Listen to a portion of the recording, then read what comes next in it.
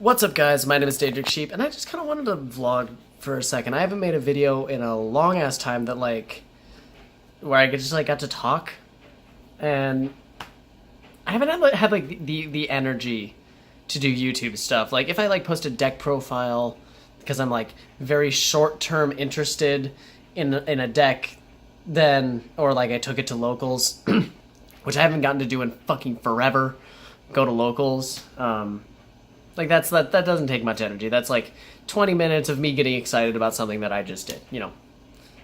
That's fun. But in terms of coming up with a cool video idea or vlogging and just talking about things that I'm doing, I haven't exactly had the energy for lately. And I think part of that is I get to talk to my friends more. Part of YouTube is it's an energy outlet for very specific different kinds of energy that I have. I'm just gonna, I don't, fine, fuck it, whatever. And I just don't know if I like my hair right now.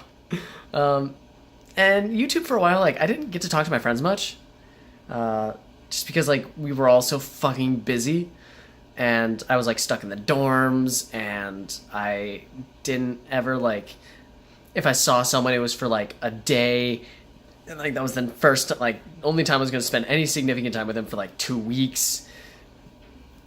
Back when I was vlogging a lot, I didn't really get to talk to anyone on any meaningful level, because I was I was still learning how to be a person. That was my freshman and sophomore year of college, was learning how to be a person.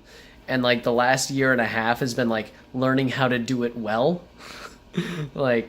Okay, I have these vague notions of what I want for me personally, and what I want to see in other people, and who I want to spend my time with. And then the last year has been what do I do when something bad happens, or how do I resolve conflict and that kind of shit. How do I maintain that and keep it going, rather than just fucking cut bait and run. I have had to do that before. I just don't want to I just don't want to be around this person anymore.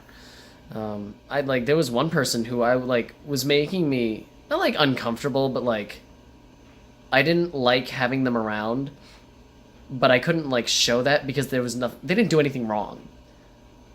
I couldn't vibe with them. And so I don't know if it was an active choice or subconsciously, but I did something that made them wicked uncomfortable, and never heard from them again. Not for a second did I have to see their fucking face. It was wonderful. And I feel bad because that's kind of a dick thing to do, but it's way better than just hey, you need to go. No, they just think I'm fucking weird or creepy, and you know what? First one's not out of the loop. It was just he way overstepped a boundary. That's fair. But I would rather have that plausible deniability of oh, I'm sorry, I didn't realize that I had done that. It was a mistake.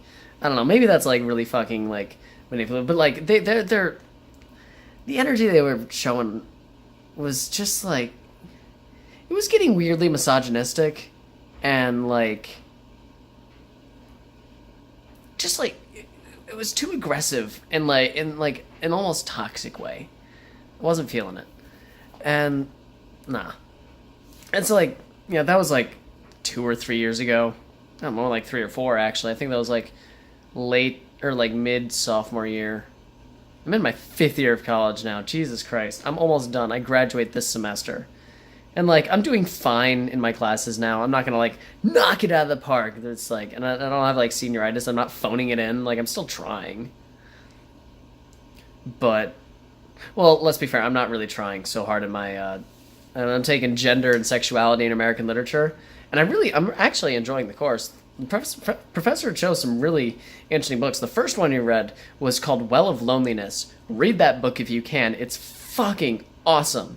It's kind of, but it's Okay, some people are gonna hate me for this. I like Great Gatsby, and it has a very Great Gatsby vibe where you're not necessarily reading it because you like, and you might relate to the protagonist.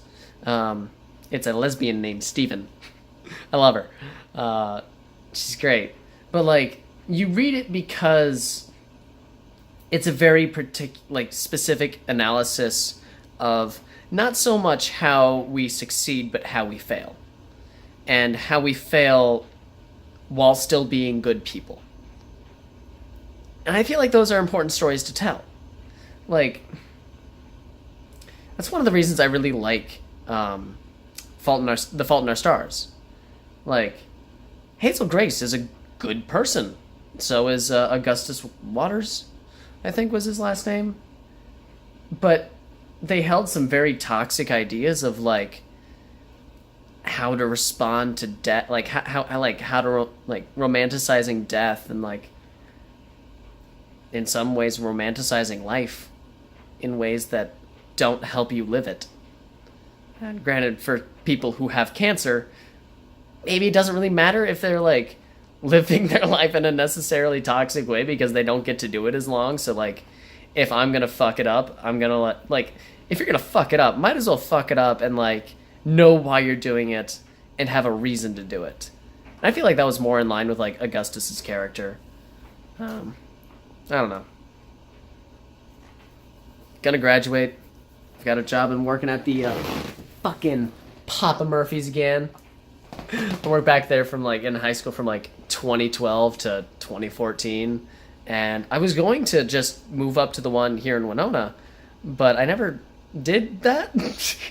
I was like, yeah, okay, I'll talk to him, and then I did, and I got an application so they could like have it on record that I applied, and then I never turned it in, and then I got a job at Chartwell's a year later because I'm a lazy piece of shit and kind of mooched off my parents for a little while. Not like that much. Like I had a good chunk saved up from working at Papa Murphy's for 2 years, but I blew it all on Yu-Gi-Oh! I swear to God I did. Like, not even in like a good way where I like bought a ton of like good fun decks. Nah, it was like $10 a week, buying like 3 packs a week, so I'm blowing like $25 to $35 a week on Yu-Gi-Oh cards, and I'm not pulling shit because I have terrible fucking luck. Like, I didn't like back when like Cosmos came out, I couldn't like pull a Farm Girl or Dark Destroyer. God, I'm trying to remember like what the first like really cool card that I pulled was.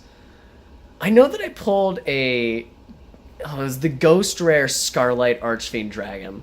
That's a really good Ghost Rare, and it was like the last set that they did those in, and that was really cool. I think it's still like a $20 card ish, maybe like 30. I don't have it anymore because like I put that up in a trade. Kept that for a while though. I really like Scarlight. It's a good card and just a cool thing to like play. Like synchro summoning is just fun.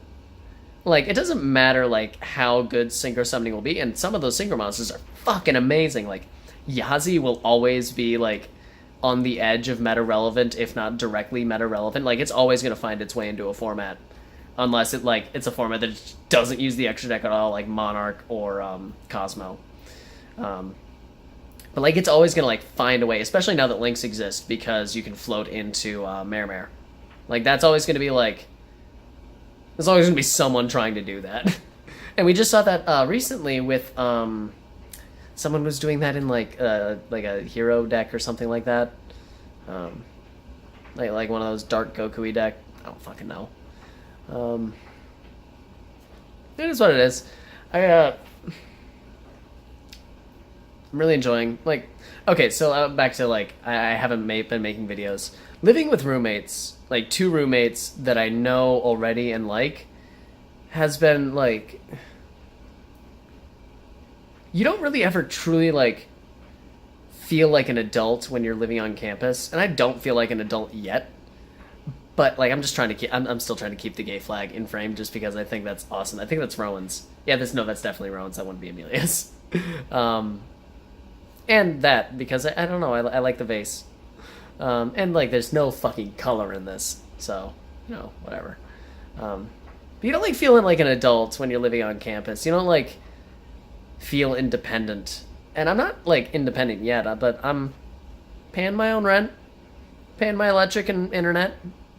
Um, Once I graduate, I'll be able to like hopefully like pay for student loans. I'm making like barely. I'm making like enough for rent for now. I don't know like what's gonna happen when this lease is up because one of my roommates wants to like live on their own after a while. And that's probably gonna be good for them. I don't know if it necessarily will be, but that's totally their judgment call to make. Like that, they know how. Like you are almost always going to be the best judge of like where to go in your life. If you're not sure and like you want advice, that's an okay thing to want. But like if you are set and you like make a decision, it's really like valuable to be able to commit to that decision. And like you can always go like, okay, no, let's this was the wrong decision. Let's change course. Like you're not necessarily as locked into shit as it seems. Like I could right now I think I'm gonna be in Winona for like this year, like until my lease is up in June, and I think I'm gonna stay here for another year at the very least because like honestly, Papa Murphy's, if you have one in your area and you need a job, apply at Papa Murphy's. Probably not everyone is as great as my boss is. Like everyone's got their faults, no manager's perfect.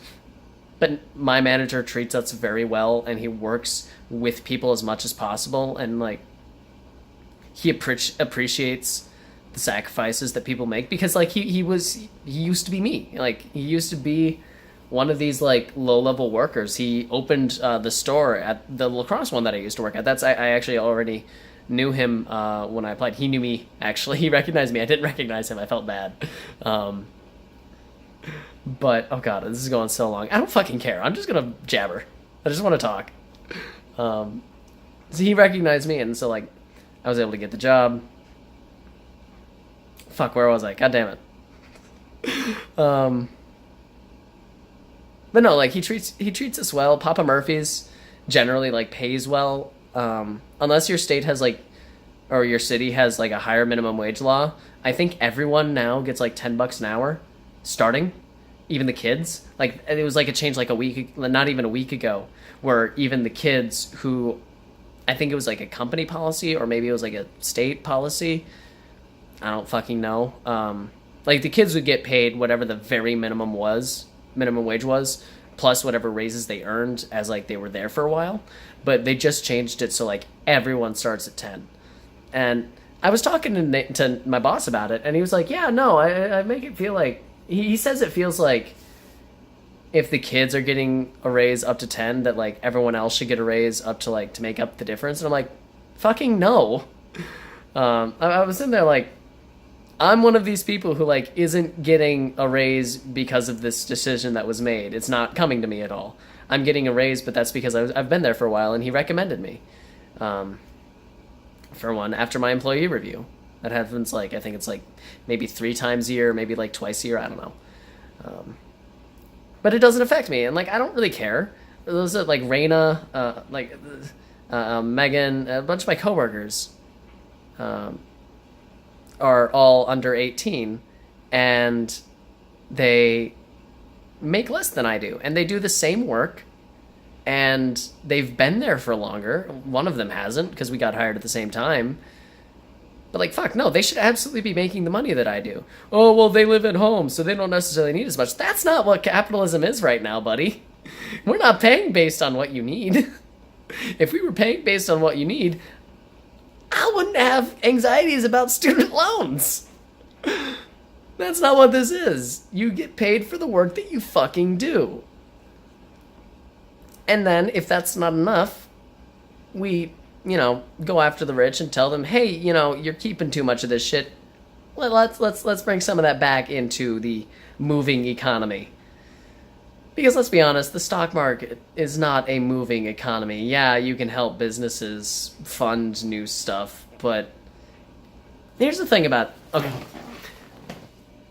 the stock market cannot enable innovation.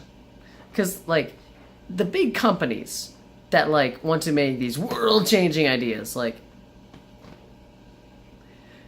those aren't going to be the ones who necessarily need you to buy in.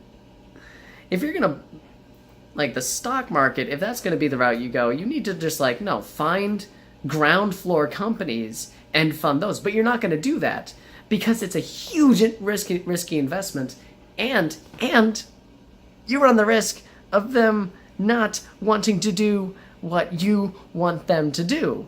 Like your money, you may not have a say, that like you do when you are a stakeholder. And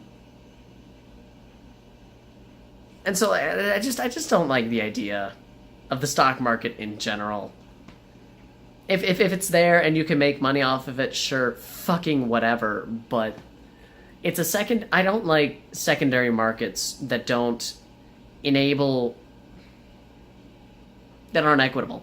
And a secondary market can't be equitable because by its own nature, its entire existence already relies on the assumption that the people actually doing the work and creating value in the world and decreasing suffering or increasing it depending on what fucking business they're in, like, that they are like less important. And when it comes to like, that was a big issue in the stock market crash, because like they weren't on, like the reason that people made money off of the 2007 crash wasn't because like they made direct investments. It's because they made investments based on how people were investing. It was like a tertiary and a quadriary or fucking whatever, like multiple like markets down on how different, like betting on how different things would respond, basically. There's a really good movie about that on Netflix called The Big Short. You should watch that, please. If you don't understand the 2007 crash, which is really fucking important because it's coming up again. Like, we are approaching a new bubble in tech. I don't know how housing looks right now, but in tech is the big one. Like, we had the dot-com boom in the early aughts, in the late 90s. We had Google fucking destroyed everybody, and its value is through the fucking stratosphere, I think. But a lot of these companies are doing really, really fucking well while not actually doing that much. And some of them are doing crazy unethical things. And so I'm betting that companies like Facebook, we've already seen, like, the Cambridge Analytica shit, the constant leaks of, like, user data. The fact that they trade, that's all public information, too. Like, if that's public information, what kind of shit are they actually hiding? Like, and that comes from, like, people leaking. Like, the Cambridge Analytica thing was leaked. What isn't getting leaked? Like, let's be real. And then that's probably true of like Amazon, Google, Facebook, Twitter. Maybe not so much Twitter, but I do not foresee a good future for the secondary market, or even just like the actual workers who work for tech companies. I mean, we see a lot of shit going down with game design companies. Game companies are infamous, a lot of them. But even just the industry in general is infamous for, like, not treating workers well. I'm really shaky camera. I'm sorry about that. I'm going to rest my hands on my knee.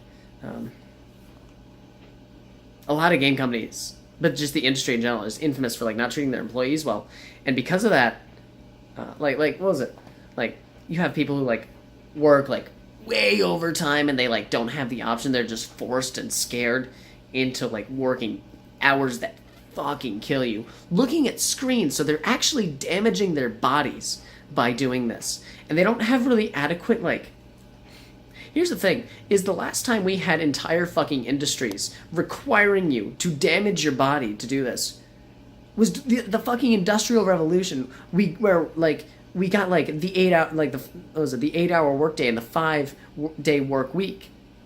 because these people were putting themselves at risk constantly. They were killing their joints all the time, and they still are, because they're working way too late. Like, humans live too long for us to, like, have this kind of economy still. And this is after, like, a lot of equitable changes have been made. But game companies, like, for the simple fact that they're like, oh, like it's the seed of an idea that exists in a lot of people's mind that, like, game design isn't real work. Try telling that to someone who spends all of their fucking life staring at a screen that damages your eyes and, like, and straight up, like, damages other parts of your body too, because you're, like, sitting down. It's like, oh, look at these tech companies that got their employees standing desks. That probably wasn't universal. Like, if that company has a warehouse, try to see how they work, you know. And standing desks also, like, not exactly the best way to go. Like, they're still in, like, not good conditions. Even, like, the best of these kind of companies still likely have large swaths of employees that aren't working in good conditions. And they're just kind of ignored by regulatory agencies because they're fucking video games. They're nerds. They'll find a real job one day once this company goes under. And, like, all this, that's, like, another expectation is, like, every game company will eventually go under because, like, everyone kind of accepts that video games are an art form. But everyone, like, views art as, like, this totally temporary thing. Well, we've corporatized art in a lot of different ways. And so, like, they're not necessarily going anywhere that fast, if at all. Like, Telltale, like, people saw that coming a mile away if they knew what was going on. I didn't. But, like, I kind of listened to what people talked about after the fact. Apparently, like, anyone who, like, was relatively interested in the actual structure of Telltale saw that coming. And I've got to imagine, like, if we see that in other companies, like, that's probably, like, visible, but totally ignored because people don't try to look for it. And I think, like, I don't know, this is a long-winded way for me to say, like, on a regulatory level, we should likely do something for game developers, like, help them, like, I don't know if, like, game developing unions is, like, a thing, like a trade union or something like that. I don't know.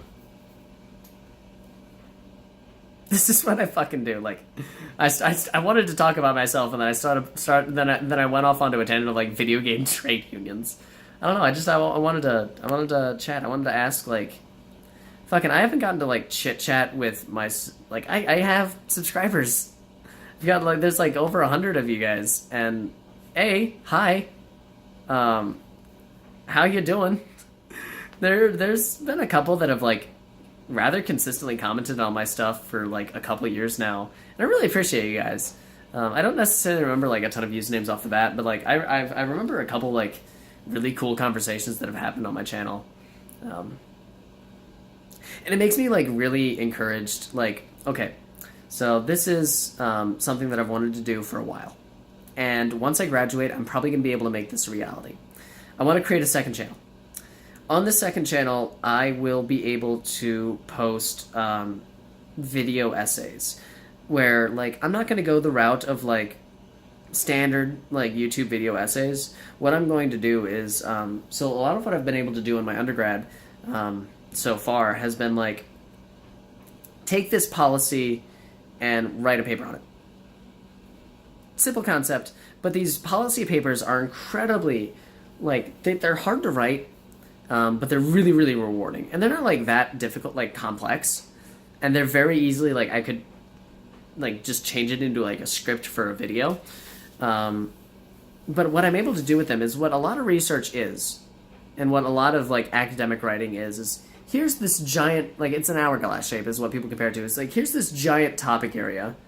Here's your contribution, this very small, like, contribution in terms of, like, the scope of what you look at, or, like, you're, like, a grain in, like, a fucking beach of contributions, and, like, here are the implications. Like, here's this massive world of implications. I keep shaking this, and I'm sorry, I can't stop. Here's this massive realm of implications Um, and that in that massive of implications is, what's next? What do we do next? And that's like, because, I mean, a lot of things that I think about is like, academia helps you like interpret what's going on and helps you understand what's going on, but a lot of academics don't do don't always. I'm not going to generalize here, but academics don't always do a good job of like, how does this translate back into the real world? Like, what is this information useful for? And sometimes it's not useful at all. But when it comes to things like, I just watched Philosophy Tube's video on transphobia. That's a really good video because it summarizes author's concepts surrounding transphobia, puts it into a video form, and then contextualizes it within other things and like gives like social examples. That's really important. That's the kind of, not necessarily the way that he does it. Mine would be a little bit probably more bland, especially like at the start once I'm like figuring out what's going on and like how to like do professional YouTube videos. Because let's be honest, I'm probably going to be working at Papa Murphy's for a while. I don't necessarily have the resources I want to eventually move back to my hometown in La Crosse, Wisconsin. But La Crosse, Wisconsin, minimum wage, not that good. It's the federal minimum, $7.25, and I'm making $10 an hour. I'm about to be making a little bit more, hopefully, if my raise gets approved.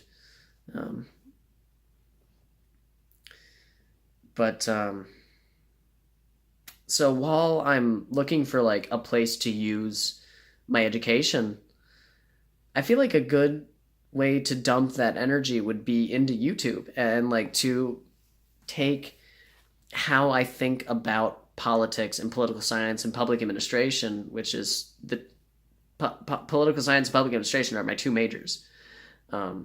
Take that and put it into a useful nugget video.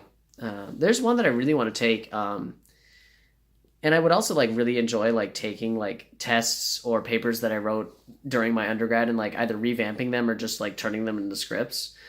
There was a test I was really, really proud of. I got a B on it, and so like I could like turn it into like an A paper, like into what would have gotten an A, because like it was a question on is the Supreme Court too political in how it makes decisions, or is it not?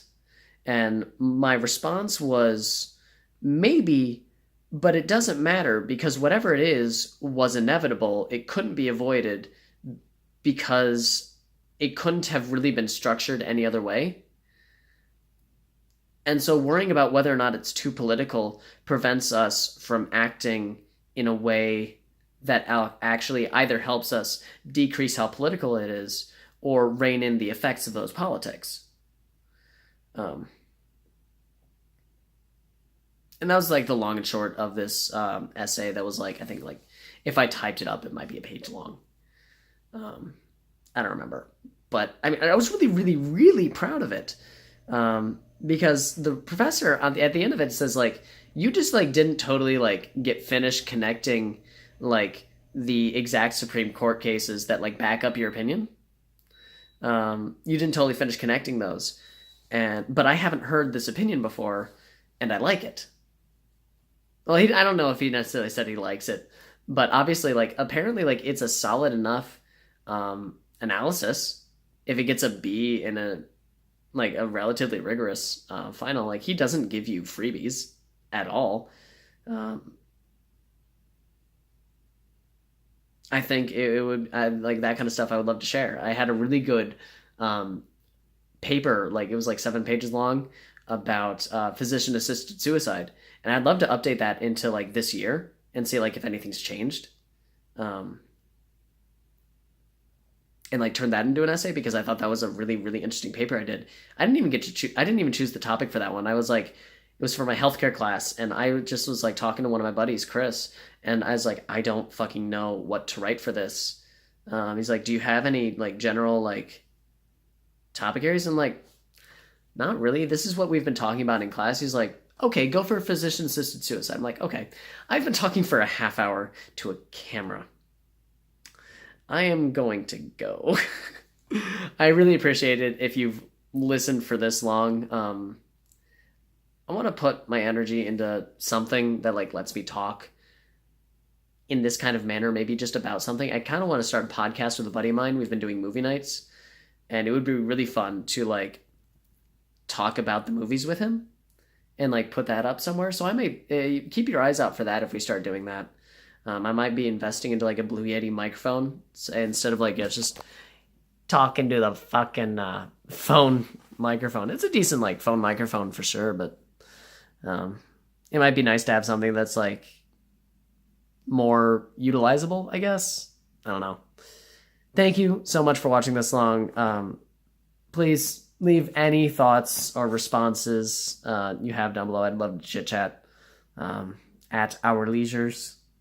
I don't know. You have a wonderful fucking day. I got a gay flag in my living room. My roommates are awesome. Peace.